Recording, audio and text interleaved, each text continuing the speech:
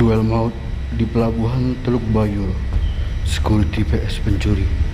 Pisau direbut, pencuri tewas di tangan security. Senjata makan tuan.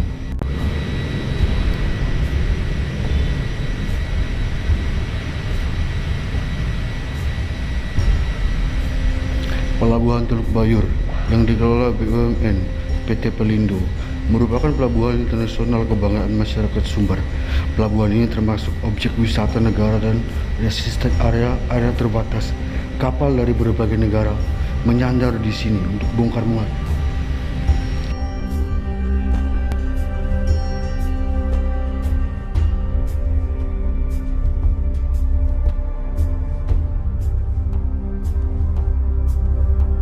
Salah satu pengamanan di pelabuhan ini adalah security, perpanjangan tangan Polri. Di sini mereka menjaga aset negara, menjaga kelancaran kegiatan pelabuhan, dan menjaga nama baik negara dari WNA kapal asing yang menyandar di dermaga.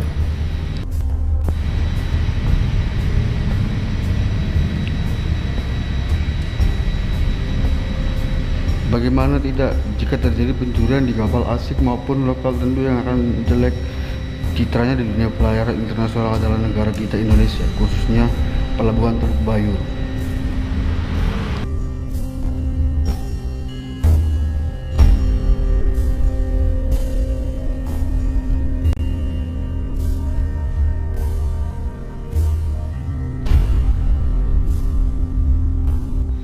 Tentu itu menjadi tugas yang lumayan berat bagi security, karena mengemban tugas ini pada pergantian malam tahun baru 2019 ke 2020. Security bercekcok dengan seorang yang didugakan melakukan pencurian, sampai akhirnya mereka berduel dan terduga pencuri tersebut mencoba menusuk security, tapi pisau berhasil direbut dan ternyata terduga pencuri tersebut mengeluarkan golok dari jaketnya untuk menebas security sambil berteriak, "Kubunuh kau, kubunuh kau."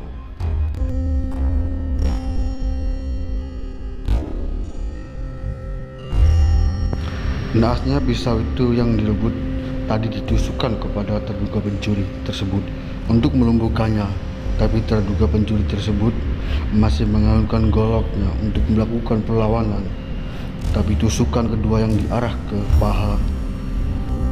pahanya ditangkis dan mengenai tangan dan bagian perut terduga pencuri tersebut. Terduga pencuri tewas. Security tersebut terancam hukuman penjara karena melakukan pembelaan diri, menjaga aset negara, objek vital negara saat melaksanakan tugas atau berdinas. Berikut keterangan dari kuasa hukum terdakwa security. Saat ini saya sedang berada di lokasi pengadilan negeri Padang, di mana saat ini saya sedang bersama Bapak Laude Julaidi SHMH dan Bapak Sony dan Dirahmat SHML. Oke Pak, terkait kasus security kita, Ego dan FMI, menurut Bapak bagaimana kronologis kejadian nanti? Baik, kalau kronologis yang dinyatakan tadi sesuai dengan aturan dari terdakwa ini juga akan kita acara pemeriksaan di kepolisian. Jadi memang berawal dari Eko ini tanggal 31 Desember 2019 pada saat itu berpatroli rutin karena memang tugasnya. Nah, kemudian mereka berdua berjalan patroli satu pos dan satu bergantian patroli berjalan ini di dermaga di Teluk. Nah, pada saat ini hari tanggal 1 Januari 2020 itu saksi si terdakwa Eko dia melihat ada seseorang yang masuk dermaga tempat dia berjaga atau dia berpatroli, yang mana dermaga itu bukanlah tempat yang boleh dimasuki untuk area terlarang dan vital dan aset begitu. Nah, kemudian karena ada juga seseorang yang akhirnya diketahui bernama adik Firdaus atau kemudian saksi terdakwa Eko ini menyuruh si adik Firdaus ini untuk keluar dari area. Ngapain kamu di sini? Karena sini bukan tempat umum. Dia bilang waktu itu penumpangnya dia lagi memancing. Tapi si korban adik bida ini dia tidak membawa alat pancing. Tidak membuktikan dengan adanya alat pancing. Hanya menjadi rekayasa buat dia bahwa untuk alasan dia untuk dapat masuk ke situ. Tetapi kebiasaan dia hanya begitu. Tapi artian bahwa sesuai dengan apa yang protap tadi yang disampaikan oleh Sony, bahwa memang dilarang memancing juga, ya kan? Ya. Dilarang memancing di area itu sesuai apa yang disampaikan Pak Sony tadi. Kemudian setelah disuruh keluar, nyatanya adik dia ini dia tidak keluar dan terus dikunci oleh terdakwa Eko sedang berpatroli memang tugas. Kemudian si Eko melihat si korban adik dia ini masuk ke mes karyawan di PT Pelindo, masuk dia ke dalam tanpa izin dan sudah naik ke lantai 2. Nah, kemudian saksi Eko menghampiri ke sana, menyuruh dia turun untuk keluar dari mes tersebut. Cuman aktivitasnya melawan, melakukan perlawanan, jadilah perkelahian Dengan memaki-maki, ya. dengan memaki-maki security. Oke. Tidak terima ditegur sehingga ada video tersebut memaki-maki security dan security marah. Kenapa? Malahan kita berikan arahan yang baik. Kenapa? Ternyata memang perilaku daripada Adividen memang kerjanya maling.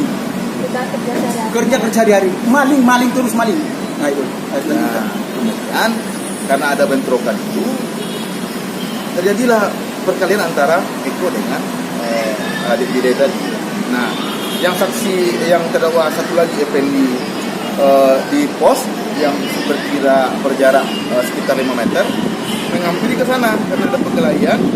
Nah, kemudian terdakwa Effendi melihat adik Bida ini mengeluarkan dari sakunya pisau mau menusuk si Eko tadi. Nah, Eko menghindar, terus sampai di sana disabutlah tangan yang memegang pisau tadi, pisau si adik Effendi oleh Effendi dipelintirnya sehingga jatuhlah pisau itu dan Effendi didorong ke arahnya. Nah, sembari itu si Eko-nya menghindar, si Effendi mengambil pisau tersebut untuk mengamankan karena dia juga tugas di sana. Nah, sembari dia jongkok untuk mengambil pisau, tiba-tiba adik Bida mengeluarkan golok mengeluarkan golok di dalam jaketnya, mengancam akan kubunuh kau. Bukan mengarah, langsung sudah dilakukan dan sudah bukan mengarah lagi, mencabut langsung menghayungkan untuk memotong leher daripada Effendi. Tetapi Effendi dengan sigap karena dia pemain silat atau bela dirinya, dia mengelak dan merunduk lalu mengambil pisau tersebut langsung menikam paha pertama. Kemudian si Adividen tersebut akan melakukan kembali, akhirnya diulangi untuk menusuk pahanya karena ditangkisnya lah pisau tersebut akhirnya kena dadanya. Jadi artian bahwa Effendi tersebut tidak ada niat untuk membunuh, tetapi hanya ingin melumpuhkan sehingga masyarakat atau pekerja di pelabuhan itu tahu dengan perbuatan daripada Adividen selama ini. Artian bahwa mengelumpuhkan tersebut supaya terbongkar selama ini apa yang selalu dilakukan oleh saudara Adividen. Tetapi karena akibat daripada reaksi dia, daripada Adividen tersebut, sehingga terjadilah kejadian tersebut. Jadi peristiwa tersebut bukan kehendak daripada security, tapi akibat daripada reaksi daripada Adividen atau korban tersebut. Kenapa saya bilang demikian? Karena kalau sebagaimana yang disampaikan jaksa penuntut umum bahwa itu ada kehendak, keinginan untuk membunuh, niatnya dari awal ingin membunuh, dari awal itu pasti telah dilakukannya sebelum diarahkan ke luar atau ke mes. Tetapi karena reaksi dia, maka timbullah suatu peristiwa ini. Sampai apa yang disampaikan Sony tadi, bahwasanya sejak dari dermaga beton ke arah dermaga curah itu, andaikan saudara Eko dan Effendi tadi seperti tuntutan jaksa penuntut umum bahwa ada niat untuk melakukan pembunuhan itu dari awal sudah melakukan. Karena tidak adanya niat untuk membunuh, maka diberikan dia keluar dari sini. Jangan ada di sini karena ini daerah terlarang. daerah terlarang. Kenapa terlarang? Sudah, dia malahan itu pada saat itu informasi dari kita dapat dari security teman-temannya bahwa sudah ada foto dipampang di setiap pos bahwa ada dilarang masuk. Tetapi masuknya itu dari menurut informasi dari security itu adalah dari tembok. Dan bukan hanya itu, dia selalu juga menggunakan sampan dengan alasan untuk memancing. Ternyata bukan memancing, tetapi alat yang digunakan itu adalah antena motor, antena radio, lalu diikat oleh bis berani atau apa namanya itu punya magnet untuk mengambil kunci-kunci dari di kapal itu, karena dia selalu melakukan pencurian di kapal. Dan sudah berapa kali menurut keterangan dari ini, dia sudah 8 kali, 7 kali menghadap ke Denpomal itu untuk meminta maaf dan sujud karena akibatnya selalu maling. Laporan di Polsek Tolpayur ya. Laporan Polsek Tolpayur sudah berapa kali itu? Sudah beberapa kali laporan itu bahwa dia pernah mengambil uang $15.000 ya kalau tidak salah ya. $15.000. Lalu laporan itu juga sudah dinaikkan, tetapi bagaimana mau ditindaklanjuti karena korbannya harus berlayar sehingga dilaksanakan lagi. Artinya bahwa bukan tidak mau, polisi bukan tidak mau menyelesaikan melanjutkan, tetapi korbannya karena dia seorang pelaut dan harus berangkat ke tempat tujuan yang lain. Jadi sehingga kami berharap apabila ini di kemudian hari memohon kiranya majelis hakim supaya bagaimana kedepannya putusan ini supaya dibebaskan, karena indikasi kedepannya adalah menjaga pelabuhan ini, menjaga pelabuhan Tolpayur khususnya bukan milik pribadinya orang, perorangan, FNB dan Eko, tapi internasional ini.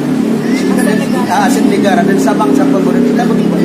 Aset negara dari Sabang sampai Merauke dan ASEAN sampai Eropa akan gaungnya akan lebih bagus apabila nyaman dan tenteram berlaku. Silakan tambahkan. Saya rasa untuk ekonomi cukup. Lalu Pak, kan Bapak selaku kuasa hukum, bagaimana pendapat Bapak terhadap kasus yang dihadapi oleh negara ini?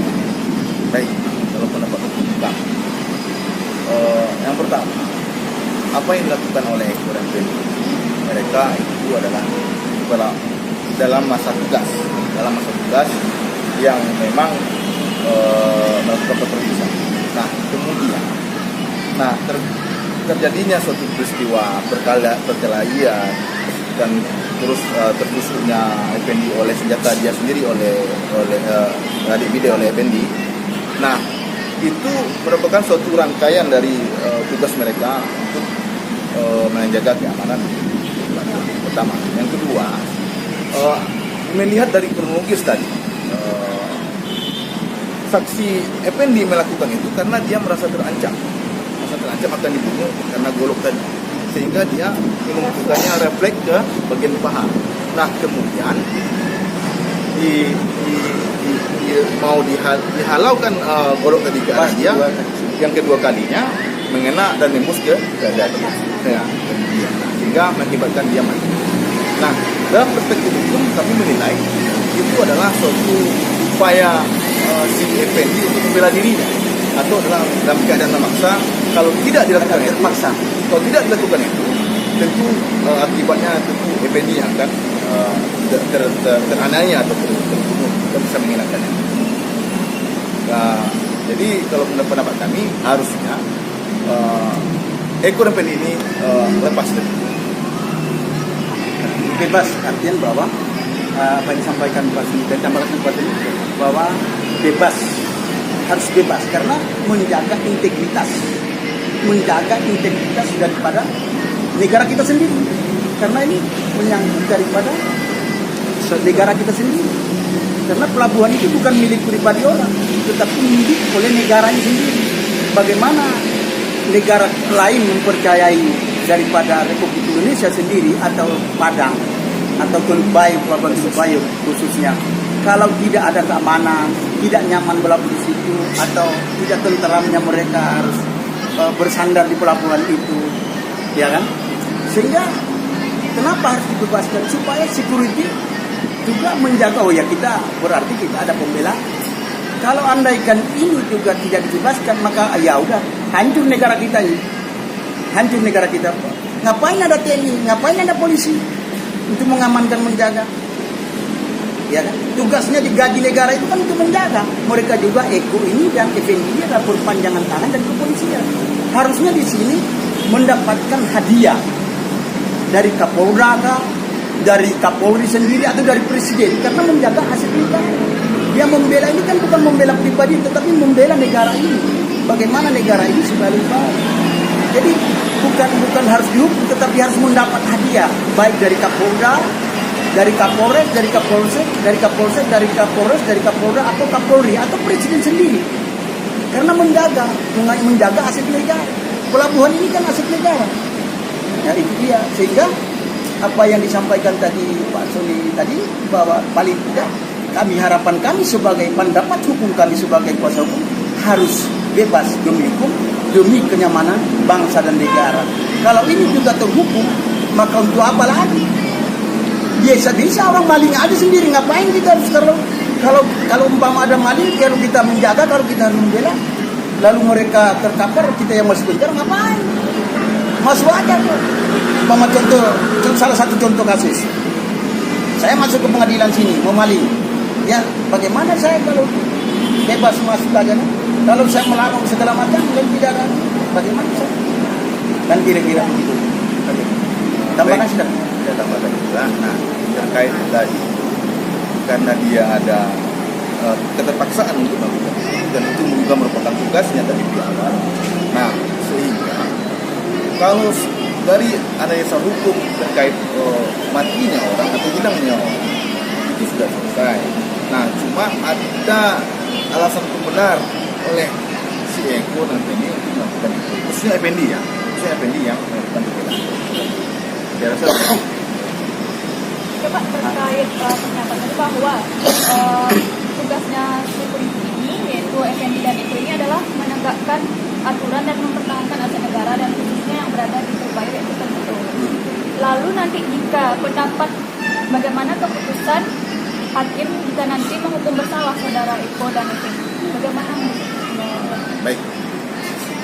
Kalau soal nanti putusan hakim, nah, nanti kan itu tergantung dari pembuktian persidangan hukum dari hasil dari keterangan saksi yang dilakukan oleh jaksa. Nah, kemudian kami juga akan mengajukan beberapa bukti dan saksi yang menunjukkan bahwa dan juga ahli nantinya untuk menerangkan terkait tugas dan fungsi seorang security di pelabuhan. Kan karena berbeda aturan tugas security di pelabuhan dengan security tempat. Nah, kemudian bagaimana seandainya jika hakim menjatuhkan Eko dan Effendi bersalah, itu kami akan melakukan yang ada. Tadi kita sudah sama-sama dengan hari ini sudah dibacakan putusan sela atas eksepsi kami, bahwa kami mengeksepsi bahwa dakwaan dari jaksa penuntut umum adalah kabur terutama terkait tempus deliknya atau waktu terjadinya tindak pidana, dan kemudian delik penyertaan yang diumatkan oleh dalam dakwaan oleh jaksa penuntut umum yang tidak secara jelas menggambarkan keterlibatan antara Eko dengan Effendi dalam dakwaan. Kemudian hakim tadi menjatuhkan keputusan bahwa dalam putusan selanya bahwa dakwaan penuntut umum sudah tidak ada cacat formil atau tidak sudah dianggap lengkap, cermat dan cermat katanya. Nah, cuma menurut pendapat kami pertimbangan hukum dari putusan sela tadi yang dibacakan oleh hakim. Nah, pertimbangannya itu ada keliru karena hakim dalam eksepsi kami dalam waktu atau tempus terjadinya tindak pidana itu, dia menganggap tadi di jam 4 dini hari tanggal 1 Januari 2020. Nah, kemudian bersamaan dalam dakwaannya dia juga mengatakan oleh jaksa penuntut umum itu dimulai terdakwa Eko dan Effendi itu berpatroli tanggal 1 Januari jam pukul 19 sampai jam 4 pagi. artinya lebih dahulu terjadinya pidananya daripada dia masa tugasnya. Nah, karena hakim menganggap dalam pertimbangannya itu kekeliruan oleh jaksa yang tidak bersifat substansi, yang mana jaksa telah menyatakan adanya terjadi tindak pidana pukul 4 dan juga setidak-tidaknya pada hari Rabu tanggal 1 Januari pukul 4. Nah, itu yang membuat kekeliruan dari putusan sela itu. Karena uraian dari semua uraian dari dakwaan itu merupakan satu kesatuan yang terpisahkan. Nah, kemungkinan itu juga satu menjadi alasan kami nanti sehingga melakukan upaya hukum bersama dalam perkara. Nah, atas putusan sela itu tentu kami menghormati apa yang disampaikan oleh majelis hakim, dan majelis hakim memutuskan untuk melanjutkan persidangan ini ke tahap selanjutnya yaitu pembuktian. Nah, nanti kita uji di persidangan terkait pembuktian itu. Saya tambahkan sedikit apa yang disampaikan Pak Soni tadi, memang apa yang disampaikan hakim karena itu kewenangan. Namun di satu sisi artian bahwa nanti dalam pembelaan dengan bukti-bukti, petunjuk-petunjuk sebagaimana yang sudah tertera yang kami miliki akan kita buktikan nanti di pengadilan pada saat persidangan nanti, kan begitu Mas Ini. Karena hakim juga harus cermat. Tidak satu demikian, kami juga sebagai penasihat hukum tidak segampang itu tidak membuat segala sesuatu. Tetapi kami melakukan penyelidikan dulu terlebih dahulu, melihat apa yang terjadi sebenarnya, sebagaimana rekonstruksi ya, sebagaimana rekonstruksi. Tapi andaikan itu apa yang disampaikan tadi bahwa bagaimana tadi pertanyaannya? Bagaimana juga keputusan hakim dari saudara Eko dan Kami akan berupaya semaksimal mungkin sebagaimana hak kami diberikan sebagai kuasa hukum untuk membela, untuk melakukan upaya hukum seperti banding, kasasi maupun kasasi. Itu yang perlu.